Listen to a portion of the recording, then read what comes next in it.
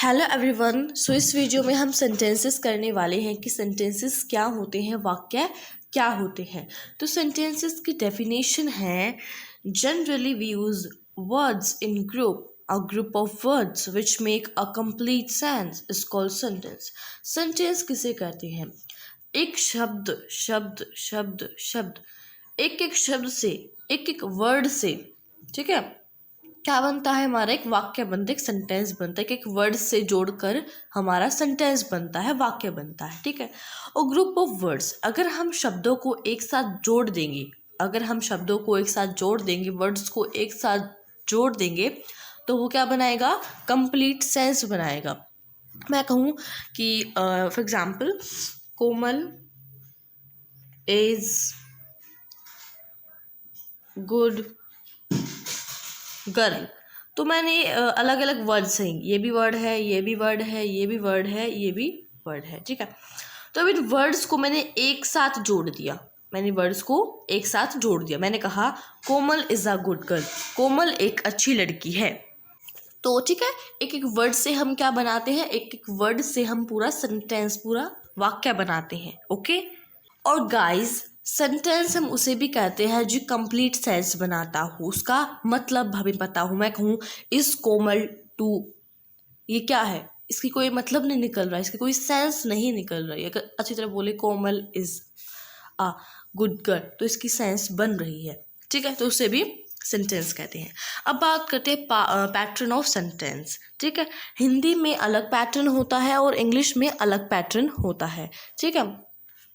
अब हिंदी में क्या होता है? हिंदी में वाक्य रचना निम्न प्रकार से है, ठीक है। अलग प्रकार मतलब जैसे कि कर्ता है, कर्म है, क्रिया है, ये हिंदी में यूज होते हैं। जैसे सब्जेक्ट, ऑब्जेक्ट, वर्ब, ठीक है। मैं कहूँ जंकार खाना खा रहा है, तो जंकार क्या होगा? कर्ता मतलब सब्जेक्ट, खाना क्या है? कर्म, ऑब्जेक्ट, और खा रहा है क्रिया, वर्ब। अब इंग्लिश में इसका अलग पैटर्न है। इंग्लिश में क्या है पैटर्न इसका? इसमें है पहले सब्जेक्ट आएगा, फिर वर्ब आएगी और फिर ऑब्जेक्ट आएगा। ऐसे Jhankar is eating the food, Jhankar क्या है? कर्ता मतलब सब्जेक्ट है, और इज ईटिंग क्या है? वर्ब, क्रिया है, और ऑब्जेक्ट क्या हमारा? द फूड, खाना, कर्म है। तो इंग्लिश में अलग पैटर्न होता है और हिंदी में अलग पैटर्न होता है, ओके। अब बात करते हैं सब्जेक्ट की। किसके बारे में? सब्जेक्ट क्या होता है? हमने कहा ना कि ये सब्जेक्ट होता है, ये वाला सब्जेक्ट। तो ये क्या होता है? सब्जेक्ट क्या होता है? The subject answers the question who, subject answer उत्तर देता है हु, कौन, ठीक है। अब मैं कहूँ Jhankar is eating the food, मैं कहूँ कौन खा रहा है? तो झंकार, तो झंकार क्या हो गया? हमारा सब्जेक्ट हो गया। हिंदी में वाक्य के में क्रिया के साथ कौन या किसने का उत्तर बताने वाले शब्द कर्ता कहलाते हैं, मतलब सब्जेक्ट कहलाते हैं। अब बात करते हैं वर्ब की। इसमें वर्ब भी था, verb tell something about subject, verb जो है कुछ चीज़ें बताता है, किसके बारे में? सब्जेक्ट के बारे में। अब सब्जेक्ट के बारे में क्या चीज़ बताई? वर्ब ने बताई कि सब्जेक्ट के बारे में वो कुछ बता रहा है। क्या बता रहा है? झंकार, तो क्या बता रहा है कि वो क्या कर रहा है? खाना खा रहा है, इज ईटिंग। तो क्या हो गया? जो वर्ब है ना, वर्ब, वो कुछ सब्जेक्ट के बारे में बताता है, ठीक है। ये सब्जेक्ट क्या कर रहा है? खाना खा रहा है, मतलब झंकार क्या कर रहा है? खाना खा रहा है, इज ईटिंग। अब बात इसमें है कार्य का करना या होना क्रिया कहलाता है, राइट। अब बात करते हैं, लास्ट है ऑब्जेक्ट। ऑब्जेक्ट क्या होता है? The object answers the question, जो ऑब्जेक्ट है वो आंसर करता है क्वेश्चन, जैसे कि व्हाट और वूम, ठीक है।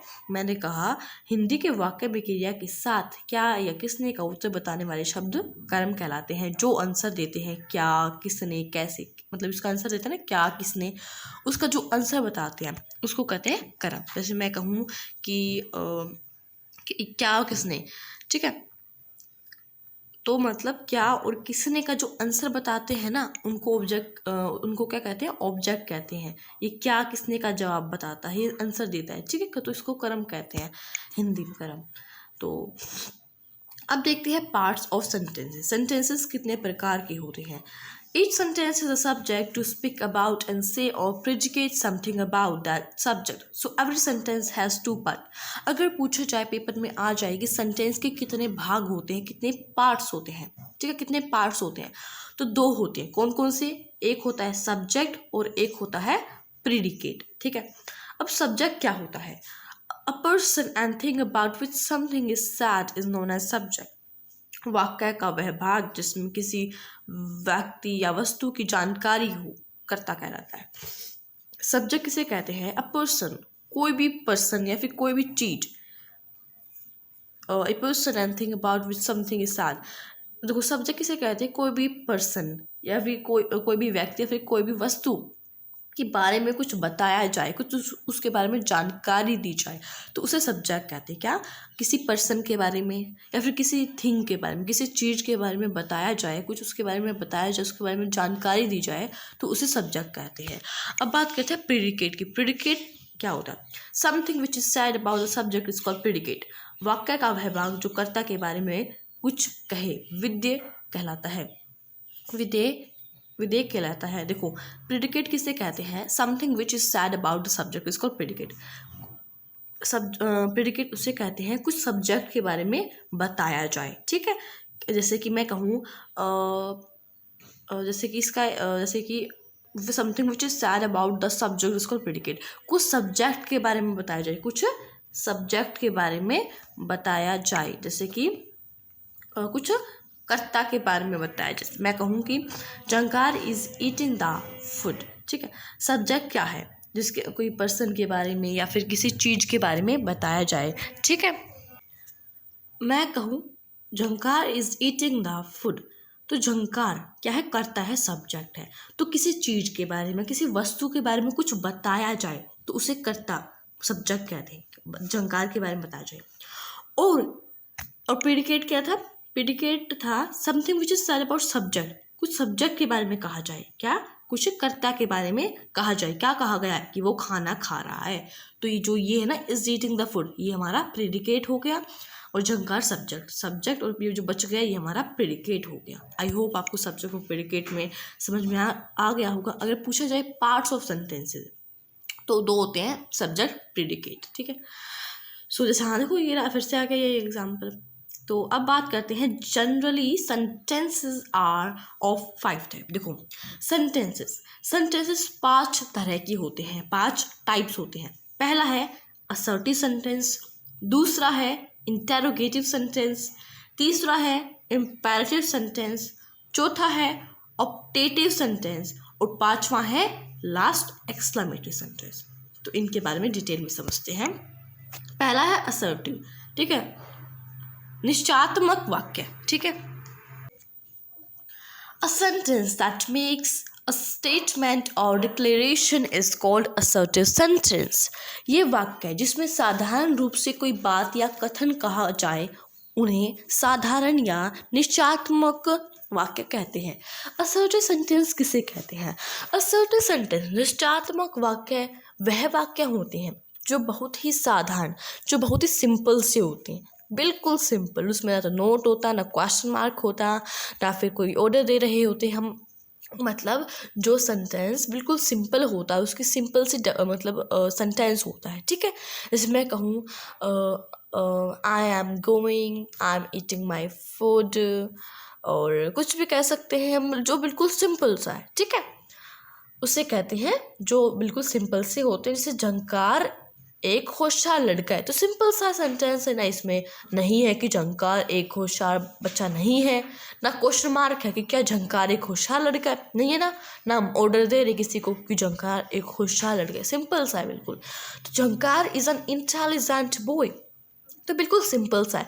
जो बिल्कुल सिंपल सेंटेंस होते हैं तो उसको कहते हैं अफर्मेटिव सेंटेंस, उसको कहते हैं निश्चयात्मक वाक्य।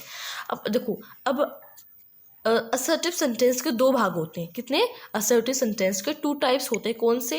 एक होता है अफर्मेटिव, सकारात्मक, और एक होता है नेगेटिव, नकारात्मक। सकारात्मक में क्या होता है?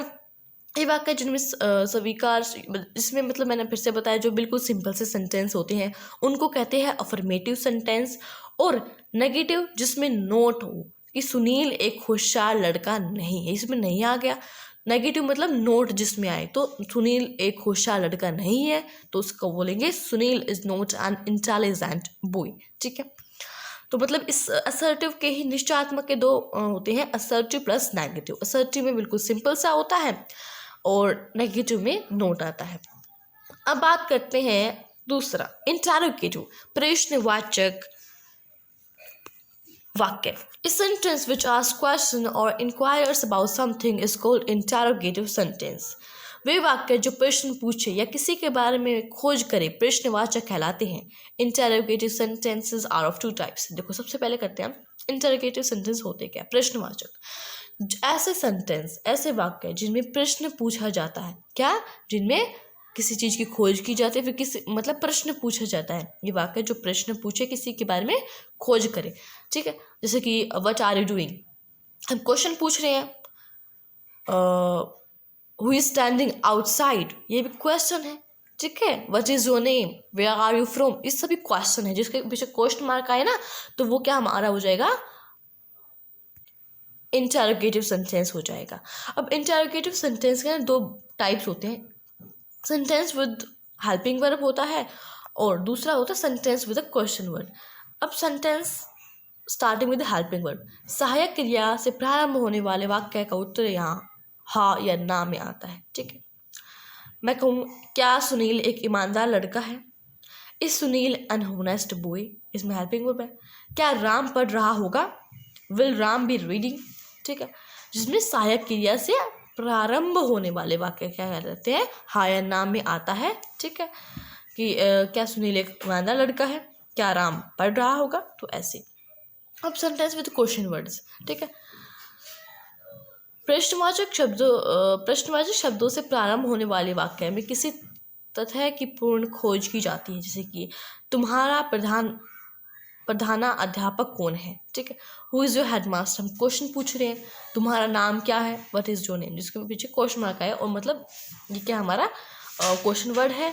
और हम पूछ रहे हैं कि क्या सुनील एक ईमानदार लड़का है, तो मतलब हाँ, हम हाँ ना में इसका जवाब देना है जिससे हाँ या ना में आता है. ठीक है, इस सुनील एन होनेस्ट बॉय, मतलब अगर मैं पूछूँ इस सुनील एन होनेस्ट बॉय तो हाँ yes Sunil is an honest boy. क्या राम पढ़ रहा होगा, मतलब will Ram be reading, yes. तो इसमें हाँ या ना में आंसर आता है. तो इसमें इंग्लिश में ट्रांसलेट किया हुआ कि क्या सुनील एक ईमानदार लड़का है, इसको इंग्लिश में बोलते हैं इस सुनील एन होनेस्ट बॉय.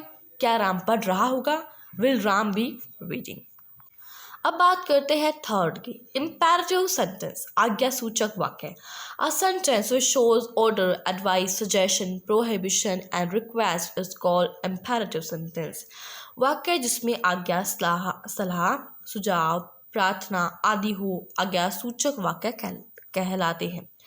तो इम्पेरेटिव सेंटेंस किसे कहते हैं, तो इम्पेरेटिव सेंटेंस उन्हें कहते हैं, आज्ञा सूचक वाक्य उन्हें कहते हैं जिसमें हम किसी से ऑर्डर लेते हैं, मतलब कि किसी से सलाह लेते हैं या फिर किसी से प्रार्थना करते हैं या हम आज्ञा लेते हैं. जैसे कि मे आई गो, मे आई कम, तो हम क्या कर रहे हैं, हम वो हमें ऑर्डर दे रहा है. ठीक है, जैसे कि मैं कहूँ, सॉरी ये गलत बोलते हैं, मैं कहूँ कि यू मे गो, तो हम ऑर्डर दे रहे हैं किसी को. क्या दे रहे हैं हम, ऑर्डर, सलाह दे रहे हैं कि तुम जा सकते हो, आप जा सकते हो. ठीक है, और हम जैसे कि मैं इसमें आइए, यहाँ आइए, हम किसी को ऑर्डर दे रहे हैं. क्या करें, ऑर्डर दे रहे हैं, कम हियर. कृपया दरवाज़ा बंद करें कीजिए, हम इसमें क्या करें, इसमें रिक्वेस्ट, हम इसमें प्रार्थना कर रहे हैं कि वो दरवाज़ा बंद कर दो. Please shut the door.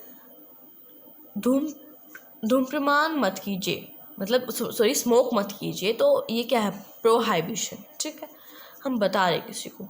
तो ये है आपका जो मतलब किसी को ऑर्डर दे रहे होते हैं और सजेशन, प्रोहिबिशन कर रहे होते हैं, रिक्वेस्ट कर रहे होते हैं. जैसे किसी को आज्ञा, सलाह, सुझाव, प्रार्थना दे रहे होते हैं या फिर ले रहे होते हैं. ठीक है, कोई हमें बता रहा होता है, फिर हम किसी को बता रहे होते हैं. अब आता है ऑप्टेटिव सेंटेंस, कामना सूचक वाक्य. कामना सूचक वाक्य, a sentence which shows a wish, a blessing or a prayer is known as optative sentence. ऐसे वाक्य मोह, इच्छा, प्रार्थना, शुभकामना आदि दर्शाते हो कामना सूचक वाक्य कहलाते हैं. अंग्रेजी में ऐसे वाक्य विश में से प्रारंभ होते हैं. देखो ऑप्टेटिव वाक्य किसे कहते हैं, ऑप्टेटिव सेंटेंस किसे कहते हैं. देखो किसी को हम प्रार्थना कर रहे होते हैं या किसी को हम शुभकामनाएं देती हो कि आपकी यात्रा सुखद हो, तो हम किसी को क्या कर रहे हैं, हम किसी को मतलब विश, मतलब कह रहे होते हैं ना कि आपकी यात्रा सुखद हो, तो हम किसी को ब्लेसिंग कर रहे हैं, क्या कर रहे हैं हम, किसी को शुभकामना दे रहे होते हैं, ठीक है। और इसमें क्या होता है, बस ऐसे होते हैं कि हम जैसे कि आपका भाग, इसमें एग्जांपल है, आपका भाग्योदय हो, आपका भाग्योदय हो, wish him best of luck. हम किसी को ब्लेसिंग कर रहे हैं, हम किसी को ब्लेसिंग कर रहे हैं, भगवान आपकी लंबी आयु दे, तो हम किसी को विश कर रहे हैं, क्या कर रहे हैं, विश कर रहे हैं, ठीक है।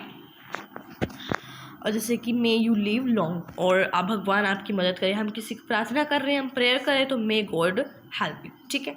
इसमें क्या होते हैं, काम ना सूचक वाक्य में ना मे से आरंभ होते हैं, ठीक है, मे जैसे है ना। और देखो इसमें था कि चाहिए तो विषय स्टार्ट होंगे, चाहिए मे से ये प्रारंभ होते हैं, ठीक है। सो मतलब इसमें था कि हम किसी को लाइक हम ब्लेसिंग कर रहे हो, या फिर हम किसी को शुभकामनाएं दे रहे होते हैं, विश कर रहे होते हैं, प्रेयर कर रहे होते हैं, तो वो ऑप्टेटिव में आता है, ठीक है। एग्जाम्पल से आपको समझ में आ जाएगा, आ गया होगा। इसमें था मे से आरंभ होने वाले समुच्चय वाक्य ऑप्टेटिव सेंटेंस के अंतर में विस्मयादिबोधक चिन्ह लगाते हैं, ठीक। देखो इसमें है, अब पांचवा है एक्सक्लेमेटिव सेंटेंस, विस्मयादिबोधक। A sentence which shows mental position, thoughts, sudden feelings of mind is known as exclamatory sentence. वाक्य जो अचानक आए हुए विचारों या मानसिक भावनाओं को प्रकट करे विस्मयादिबोधक वाक्य कहते हैं। विस्मयादिबोधक वाक्य एक्सक्लेमेटरी सेंटेंस के अंतर में विस्मयादि चिन्ह लगाते हैं। देखो एक्सक्लेमेटरी सेंटेंस किसे कहते हैं, देखो एक्सक्लेमेटरी सेंटेंस उन्हें कहते हैं अचानक से, जैसे कि कहें ओ वाओ हमने छक्का मार दिया, हम कहते हैं ना, जो सडनली से एकदम हमारे दिमाग में ना विचार आते हैं, ठीक है, हम एकदम शौक रह जाते हैं, क्या रह जाते हैं, शौक रह जाते हैं, जैसे कि। और इसके अगर ये है ना एक्सक्लेमेटरी सेंटेंस, तो इसके जो सेंटेंसेस हैं इनके पीछे ये हमेशा लगता है एक्सक्लेमेटरी, ठीक है, विस्मयादिबोधक चिन्ह। तो एग्जाम्पल हो गया, वाह वाह हमारी टीम ने मैच जीत लिया, हम शौक में रह गए ना, वाह वाह भाई वाह वाह, थॉट्स है, सडन फीलिंग्स है, एकदम अचानक से फीलिंग्स है, और मेंटल पैशन है, ठीक है। और ओह अनिल यहाँ है, ओह अनिल इज हियर।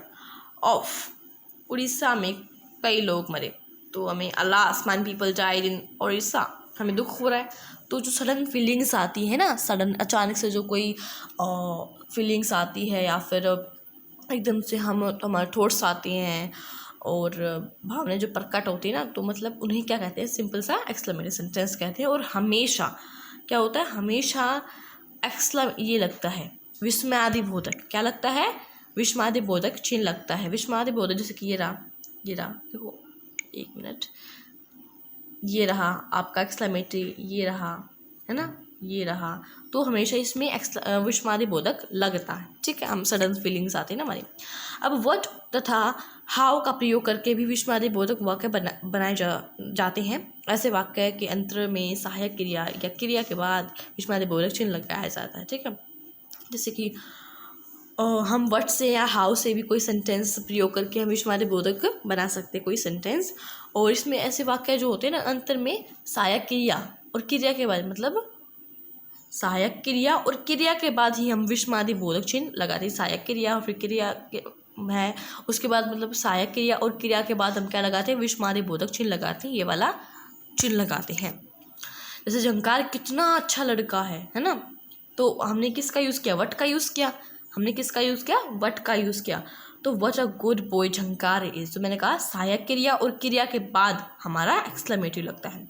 वो कितने धीरे चल रहे हैं, मैंने कहा ना हाउ से भी हम बना सकते हैं विस्मयादिबोधक, तो how slowly they are walking, तो सहायक क्रिया और क्रिया के बाद हमने ये लगाया एक्सक्लेमेटरी, मतलब ये विस्मयादिबोधक चिन्ह। और है नहीं आगे, ओके।